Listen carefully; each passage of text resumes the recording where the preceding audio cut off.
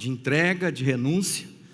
É uma história em que a gente percebe que você vai ter que contrariar sua vontade muitas vezes, porque agora o que vale é a vontade de Deus para nós, e aquilo que Ele quer fazer em nós e através de nós, agora só se amplia. Então muitas vezes as pessoas estão tentando viver uma vida com Deus se poupando, dando pequenas porções. E a Bíblia diz que aquele que quiser salvar a sua própria vida, aquele que quiser poupar a sua vida, não, agora é muito para mim, mas agora é sacrifício. Aquele que quiser fazer isso, não vai vivenciar tudo aquilo que Deus tem para a vida dele. Quem quer mais de Deus? Muito mais. Seja forte, seja corajoso, põe o pé nas águas, não volta atrás, põe a mão no arado, não olha para trás, porque Deus tem coisas lindas. Eu e Fabiana somos companheiros, né? Estamos casados há 32 anos, temos ali 2 filhas lindas que estão aqui hoje,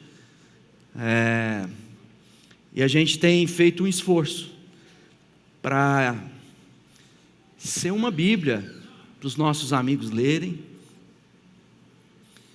que na nossa vida haja coerência, não que a gente seja perfeito. Aliás, quem me conhece de perto sabe dos tantos defeitos que eu tenho, e ainda tem mais um tanto para te contar que você não sabe.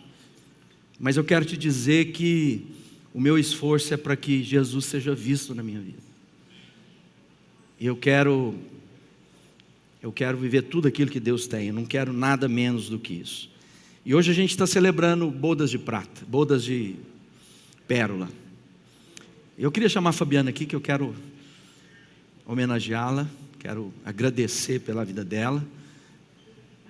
E eu tenho para dizer isso, Paulo Júnior começou falando aqui, eu tenho muitas pessoas muito mais talentosas, cheias de dons, de coisas, que eu vi passar pela nossa casa nesses 30 anos. Pessoas muito melhores que a gente, mas que em algum instante a mulher não ajudou, e aí não vai funcionar. Então, para vocês que estão sendo hoje consagrados, ordenados, se as mulheres não ajudar, não vai para lugar nenhum. Você pode ser o cara mais cheio de dom, talento, se você focar, a não ser que você seja solteiro, e não há problema nenhum em servir o reino de Deus solteiro. Aliás, todo mundo imagina que para me servir a Deus eu tenho que casar. Não tem, você pode encontrar plenitude em Deus, na sua maneira de viver para Ele, casado com Cristo. Mas se você é casado, mulheres, sejam companheiras, sejam idôneas, para vocês poderem viver com Deus. Não é isso, amor? Tem uma palavra para as mulheres? Então dá uma palavra para elas. Eu achei que fosse ser no final da sua palavra. Se ia ser no final? Uhum. Pode deixar no final, deixamos de novo. Não? Já dou agora. Está pronto. Está pronto? Está pronto. Isso que é uma mulher pronta. A palavra de Deus fala lá no Salmo 126, no finalzinho, fala assim: aquele que leva a preciosa semente, andando e chorando, voltará sem dúvida com alegria, trazendo consigo os seus molhos. Salmo 128 fala assim: sua mulher será como uma videira frutífera em casa, seus filhos como brotos de oliveira ao redor da sua mesa. O que eu tenho para compartilhar com as mulheres, né? A maioria está tudo ali, naquele bloco ali. Está tudo aqui? Não, aqui está as famílias, então pode ir lá falar com elas. O que eu tenho para compartilhar com as mulheres é o Salmo 126 e o Salmo 128, quando fala que nós somos como videira, mas uma videira frutífera. E a videira frutífera, ela é símbolo de abundância, ela é símbolo de sabedoria e também ela é símbolo de descanso e de refrigério. A palavra de Deus fala que em Provérbios que uma casa é edificada pela mulher sábia. Não é pelo casal bem ajustado, não é por uma família bem organizada, não é por pais. Essa incumbência e essa demanda foi dada a nós. A mulher sábia edifica sua casa e a tola com as próprias mãos a destrói. Então, o que eu quero deixar aqui é que essa palavra do Paulo Júnior tem tudo a ver para nós mesmos, quando fala, olha gente, agora a vida privada acabou, sabe? A casa, louva a Deus, portas abertas. Aliás, Tito, a palavra de Deus fala que o homem, a mulher de Deus tem que ser o quê? Hospitaleiro. Sem saber, hospedamos a anjos, mas não por isso, né? Mas hospitaleiro. Uma casa que acolhe, uma casa que tem sempre ali café. Se o café estiver muito caro, tem chá. Faz um chazinho de uma plantinha, né? E o que eu quero então trazer para vocês, mulheres, é que para nós temos o privilégio, né, de como mulheres pastoras e presbíteras, de servir e de sermos facilitadoras no reino de Deus, né? E de sermos mulheres fáceis, facilitadoras, né? Desembaraçadas no reino de Deus. E que vocês possam receber isso e entender que as portas da nossa casa têm o privilégio, porque esse é um privilégio. E há momentos, como diz o Salmo 126, que a gente vai sair semeando essa palavra com choro, com cansaço. Mas a palavra de Deus fala que aqueles que semeiam com lágrimas, colhem com alegria.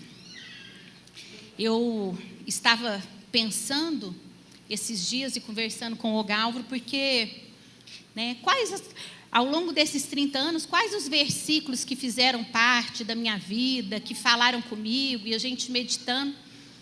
E eu sei que a Alana vai lembrar disso, porque eu sempre terminava minhas palavras com Abacuque 3.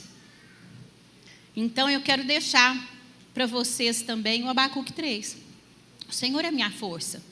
Ainda que a figueira não floresça, ainda que todos os planos que a gente tenha traçado, ainda que o fruto da oliveira minta, ainda que dentro do curral não tenha gado, ainda que todos os meus planos e toda a minha planilha falhe, ainda tudo aquilo que foram as minhas expectativas sejam frustradas, eu me alegrarei no Senhor e exultarei o Deus da minha salvação, porque Ele faz os meus pés andarem em lugares altos como os da corça. Então, bem-vindas a esse movimento de andar em lugares altos como os da corça. Bem-vindas a esse movimento de rasgar tudo aquilo que é o privado para ser o nosso, o coletivo. De parar de usar verbos no plural e agora vamos usar os verbos só no singular e vamos usar só no plural. Que Deus abençoe e que a casa de vocês, muitas já são, que a casa de vocês continuem e sejam farol no alto do monte, né? Que a boca de vocês, ao serem aberta, o Espírito Santo de Deus possa falar com intrepidez, com ousadia. E mulheres, gente, o que eu compartilhei aqui no domingo não é só dentro da igreja, não. É no salão de beleza, é fazendo uma caminhada, é onde Deus tem nos colocado, né? Que a graça do Senhor seja derramada sobre a sua vida e a sua casa seja cada vez mais edificada. Amo cada uma de vocês de forma especial. Nós temos uma história, né? Uma história linda juntas. Amém. Glória a Deus, podemos aplaudir Jesus. Não, você não pode descer ainda não. Lucas, cadê o que eu pedi para você separar para mim?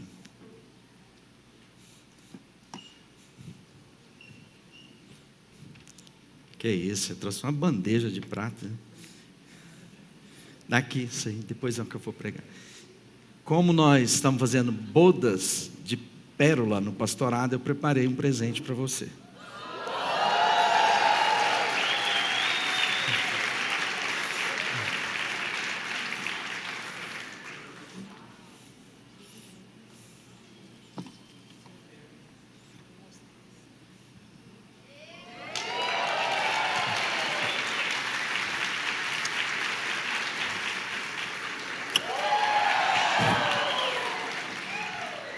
Lê o cartão para todo mundo.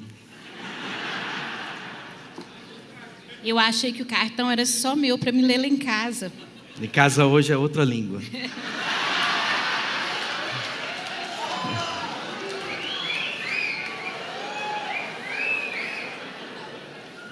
Amor, a grande pérola da nossa vida é Jesus. Mas, sem dúvidas, você é a pérola preciosa que Ele me deu. Love you. Que venham muitas bodas. Muito mais bodas como pastores. Te amo, ô Galvro.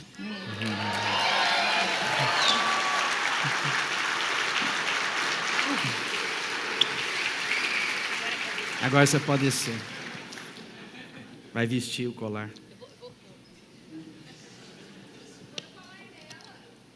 Não, é pequenininho, não faz comigo não, eu tenho que pegar.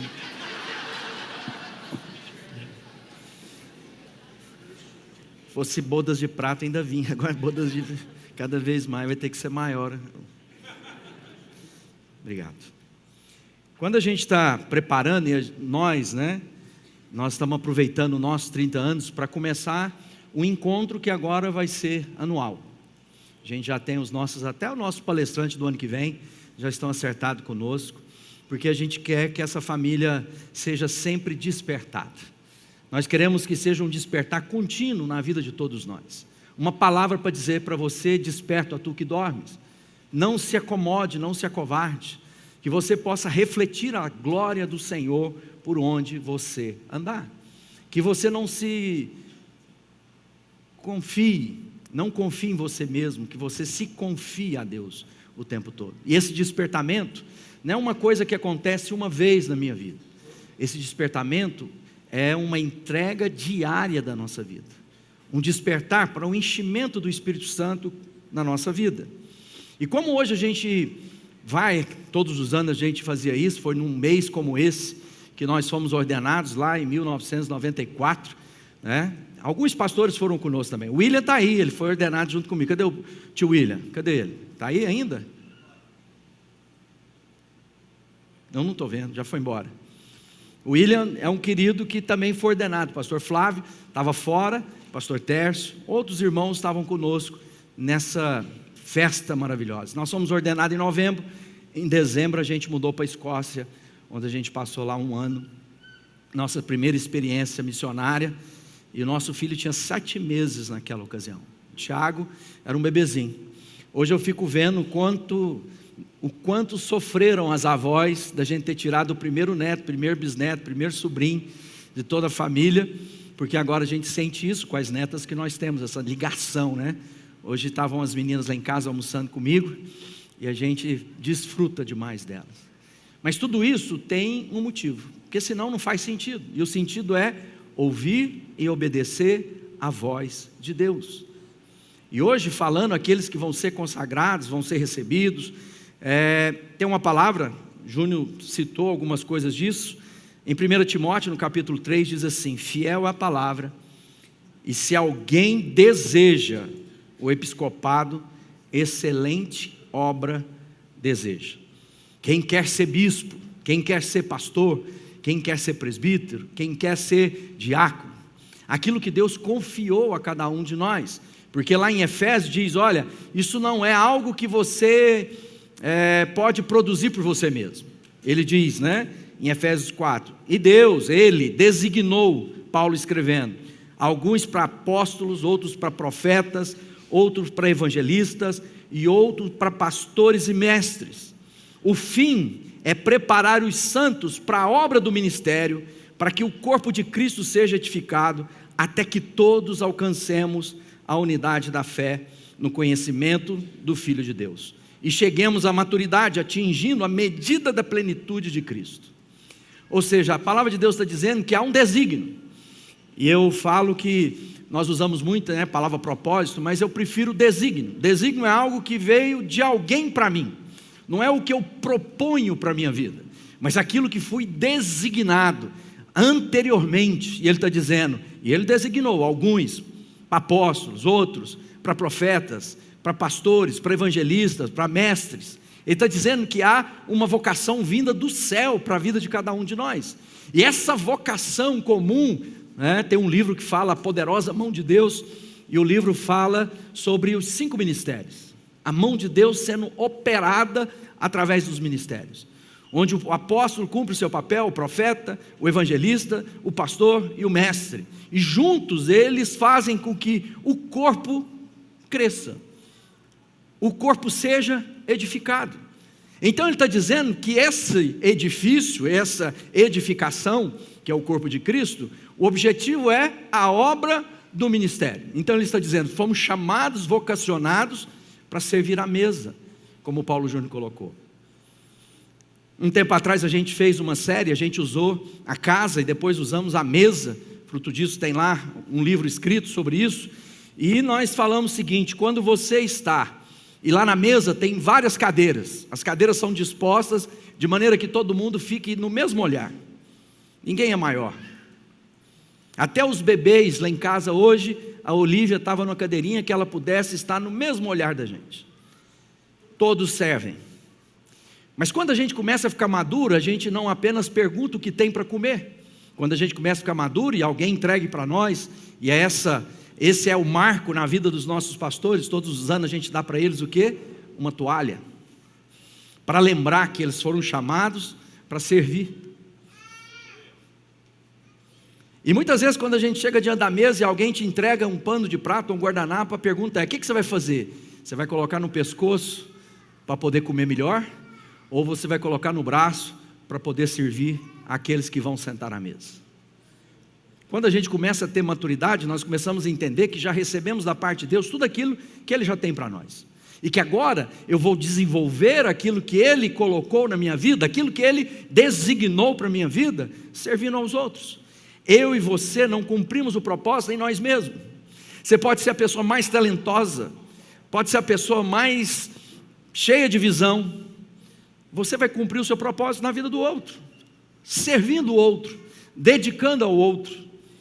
Por isso que o nosso nome é profético. O sal cumpre o propósito no alimento. Quando ele, e deixa eu dizer, sal não é pouco. Um dos elementos que mais existem na natureza é sal. E os oceanos cada vez estão ficando mais salgados, porque as águas levam sal para o mar. Mas uma coisa interessante, o sal, ele cumpre o propósito quando ele é colocado no alface, o alface fica melhor. Colocado na carne, a carne fica melhor. Ou seja, o sal não muda o sabor do alface, não muda o sabor da carne, como orégano, que aquilo é horrível, tudo fica com gosto de orégano. Mas o sal não. O sal potencializa o sabor da identidade do alimento. Então eu e você fomos chamados para potencializar o sabor, a vida daquilo que Deus depositou na vida de cada um, de maneira que cada um, na sua característica, no seu chamado, na sua vocação, cumpre o propósito de Deus, porque você foi lá e potencializou, você é um catalisador de Deus nos processos. Os pastores essa noite vão receber uma toalha, e eles precisam se lembrar de algumas coisas importantes. Primeiro, desígnio de Deus. Depois, desejo ardente de cumprir. Então quem deseja essa ótima obra, uma obra que é modelo, ser modelo aos fiéis, é isso que nós ouvimos mais cedo com Paulo Júnior. Quando eu e você agora, ao invés de dizermos para as pessoas, ao invés de sermos vendedores de mapa, é por ali, vai lá, é aqueles que pega pela mão e conduz as pessoas pelo caminho que é Cristo. É aqueles que não apenas dizem o que as pessoas têm que fazer, mas vivem para demonstrar aquilo que Deus pode fazer através da vida de cada um, na sua característica e na sua forma. Seja fiel a Deus, a sua vocação, o seu chamado. Seja fiel à porção que Deus colocou na sua vida. Isso não vale apenas para esses irmãos e irmãs, mas vale para todos nós. Nesse momento que eles são colocados como modelos de tudo, porque nós temos um modelo que é fiel.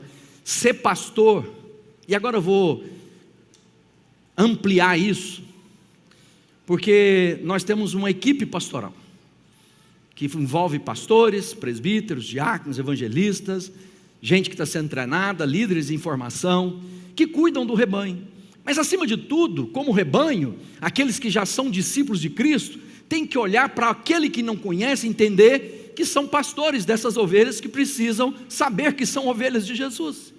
Então, como comunidade, como igreja, nós acabamos sendo uma comunidade pastoral para a cidade. Era mais ou menos aquilo que Deus tinha como ideia de Israel.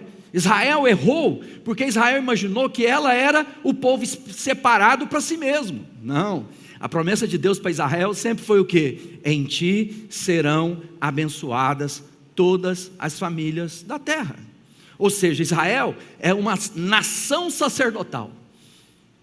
E por causa da sua arrogância, acabou não percebendo que ela era aquela que deveria conduzir todos os povos à relação com Deus. E se fechou em si mesmo. E como igreja, muitas vezes nós corremos o risco de fazer o mesmo, pensarmos que tudo que nós temos que fazer é para nós mesmos, as nossas festas, o nosso jeitão de ser, o nosso linguajar. Uma igreja que olha só para si mesmo. Mas uma igreja que olha para a cidade e diz, não, nós temos que ser bênção a todas as famílias dessa cidade. Nós temos que nos esforçar para pregar o evangelho, porque a palavra de Deus diz, pensa bem, a palavra de Deus diz assim, ninguém pode resistir ao amor de Deus. E se as pessoas estão resistindo ao amor de Deus, é porque de alguma forma nós não estamos explicando, vivenciando, materializando, encarnando esse amor de maneira que as pessoas possam ver em nós o amor de Deus. Aliás, a missão, se você for ali no hall, está escrito lá, qual é a missão? Revelar o amor de Deus às pessoas e ensinar as pessoas a viverem nesse amor. Todo o nosso esforço, toda a nossa agenda, todo o nosso ajuntamento, tudo é para que as pessoas possam ver Cristo, possam conhecer a palavra, possam ser transformadas, como eu e você fomos transformados. Houve paz no nosso coração, alegria, ânimo.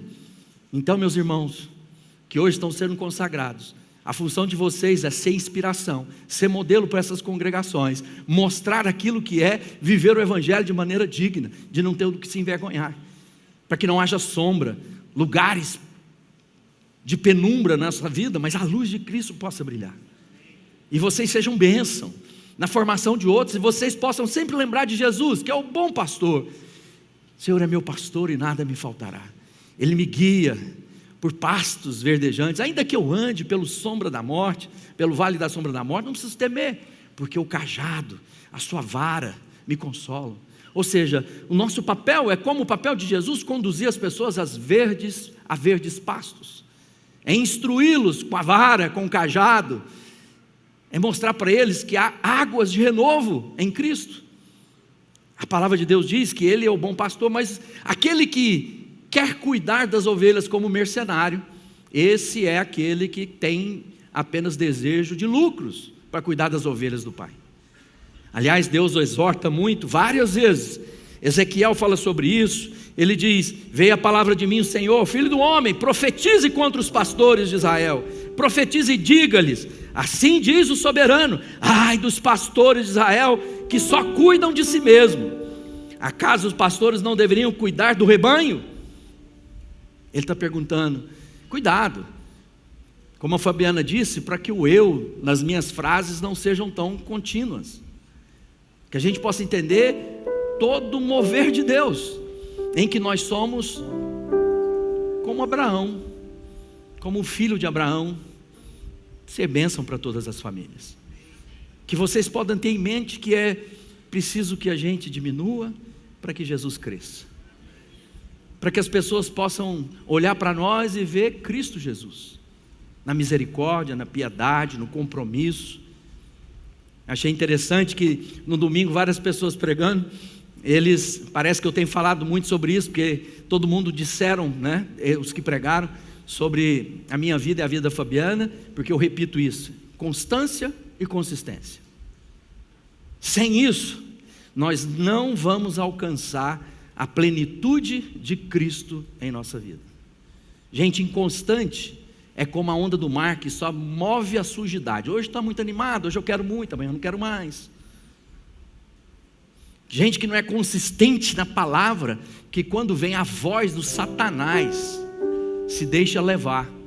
São pastores que pastoreiam a si mesmo, são como nuvens sem água.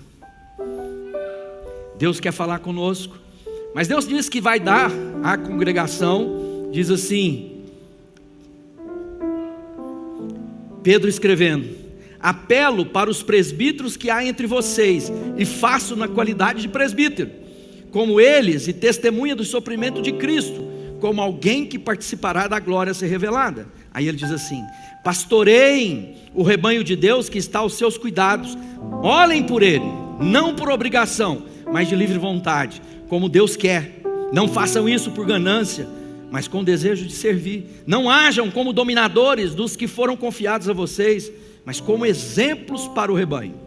Quando se manifestar o Supremo Pastor, vocês receberão a imperecível coroa da glória. Fala assim: glória a Deus. Boas novas. É interessante, a gente foi para Israel algumas vezes, e é um lugar que quem pode ir tem que fazer essa visita. A gente ia num lugar lá em Belém, onde é chamado Campo dos Pastores, que provavelmente é onde os pastores estavam quando teve a anunciação. E lá diz que a tradição, que esses homens não eram bem vistos, por isso que eles cuidavam longe da cidade de Jerusalém, perto de Belém. Mas a Bíblia diz que Deus se revelou aos pastores para falar o quê?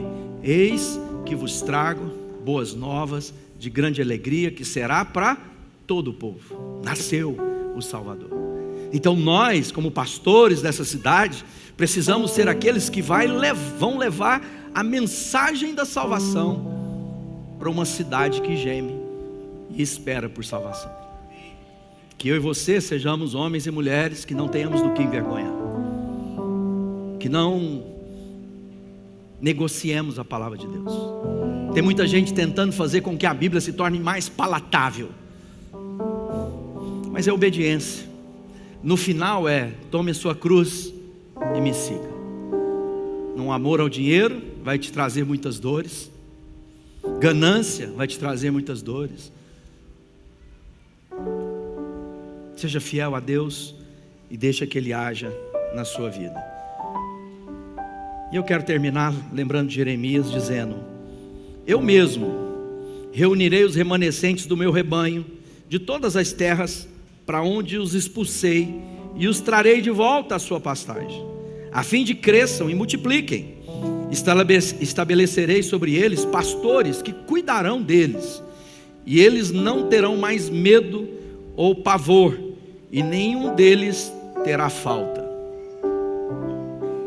No mesmo texto, agora no capítulo 3 do livro de Jeremias, ele diz: dar-vos-ei pastores segundo o meu coração, que vos apacentem com conhecimento e com inteligência. Entende isso? Nós somos chamados para que de alguma maneira não há função nesse planeta mais virtuosa, mais preciosa do que cuidar do rebanho de Deus. Ele está dizendo que Jesus, o nosso Senhor, é pastor, e Ele nos chama de pastor e diz: vou dar pastores que tenham o meu coração.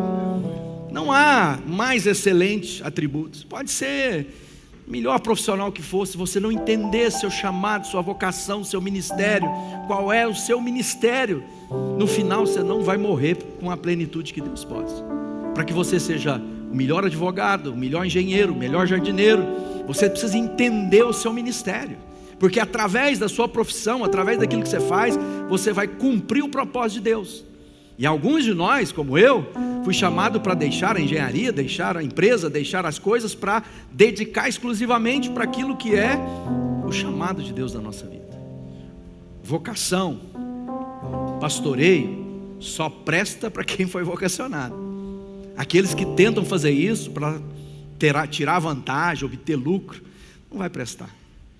Mas também, para quem tem uma vocação e um chamado, não presta para mais nada. Então nós precisamos entender. Nesses meus 30 anos de pastorado, eu quero dizer, a Carol estava fazendo um podcast com a gente, ela falou assim: já pensou em desistir? E eu quero dizer bem sincero: nunca pensei em desistir. Já pensei em bater em algumas pessoas, já pensei em atropelar outros, mas desistir nunca. Sabe por quê? Para onde eu iria? É uma palavra de Deus para a minha vida. Eu vou fugir de Deus? Aonde há vida fora da vida que Deus tem para mim? Eu não sei qual é a sua vocação, o seu chamado, eu não sei o que Deus quer fazer através da sua vida. Sabe o que eu sei? É precioso. É precioso. Descubra e viva intensamente. Eu e Fabiana já choramos muitas vezes, nos sentimos abandonados, traídos, já nos sentimos cansados, sobrecarregados, abatidos, mas não destruídos.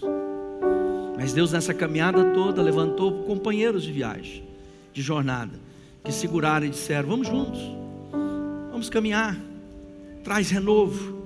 Deus não vai deixar você sozinho para aquilo que Deus quer fazer na sua vida. Sabe por quê? Porque nem eu e nem você podemos fazer o que temos para fazer sozinhos. Como eu disse, você pode ser a pessoa mais talentosa, mas aquilo que Deus depositou em nós não pode ser realizado, materializado na nossa solidão. Há momentos de solidão no ministério? Claro que há. Momentos que é só entre nós e Deus. Momento em que eu tenho que entrar para o meu quarto, fechar a porta e lá dentro abrir meu coração para o Pai, e o Pai que em secreto me ouve, me responde. Entende isso?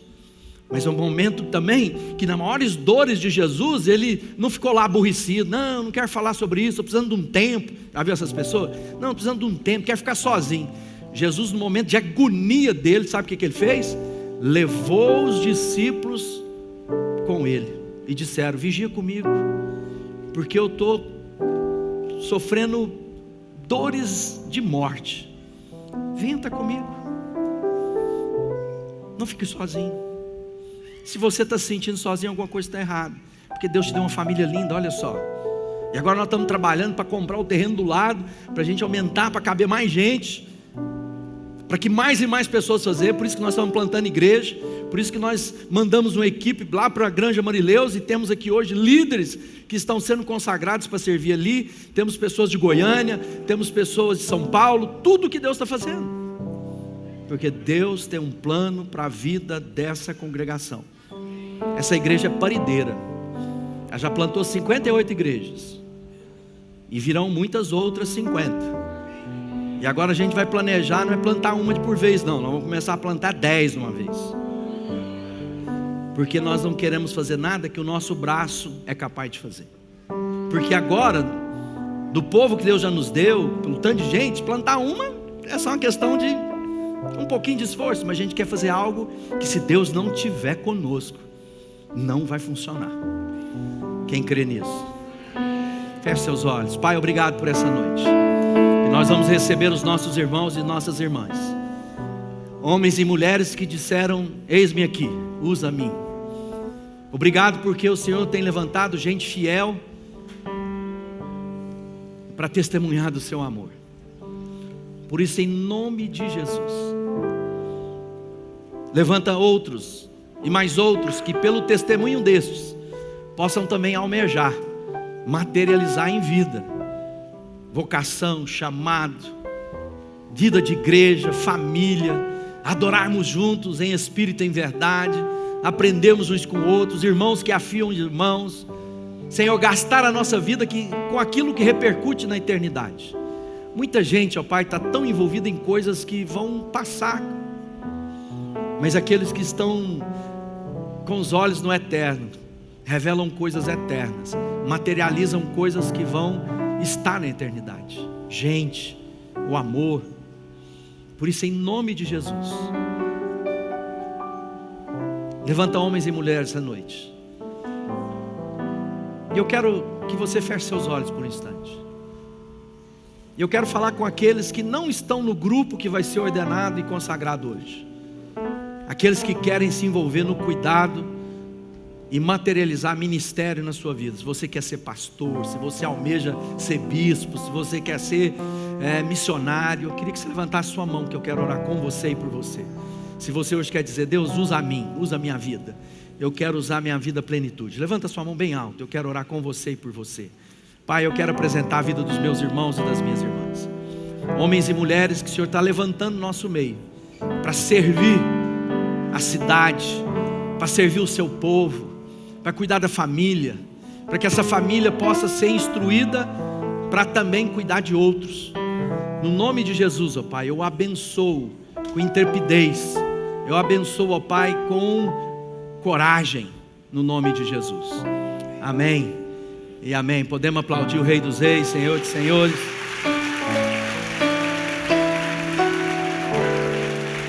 E agora é o seguinte, a Mari vai me ajudar. Onde está a Mari? Oi, tô aqui. Mari está ali no cantinho. Oi. Nós vamos fazer agora o seguinte. Nós temos os evangelistas que a gente vai consagrar. Quem são os evangelistas? A Bíblia diz que tem um ministério chamado, que eu acabei de falar, que está lá em Efésios. Deus para apóstolos, profetas, pastores, evangelistas e mestres. Os evangelistas para nós, na nossa tradição Sal da Terra, na nossa perspectiva, são aqueles encarregados do serviço da evangelização, e não porque eles apenas vão evangelizar sozinhos, mas que eles vão mobilizar toda a comunidade numa direção. Vão ser aqueles inquietos que vão olhar e vão dizer: vamos avançar, vamos produzir, vamos alcançar, o campo está branco. E normalmente são aqueles que estão nos seus primeiros passos. Por isso que eles não são ordenados, eles são apenas consagrados. A ordenação é aquela imposição de mão que separa para o presbiterato, para o diaconato e para o pastorado. E é o que a gente faz como Ministério Sal da Terra. Então, nós vamos começar, e aí a gente tem 3 grupos.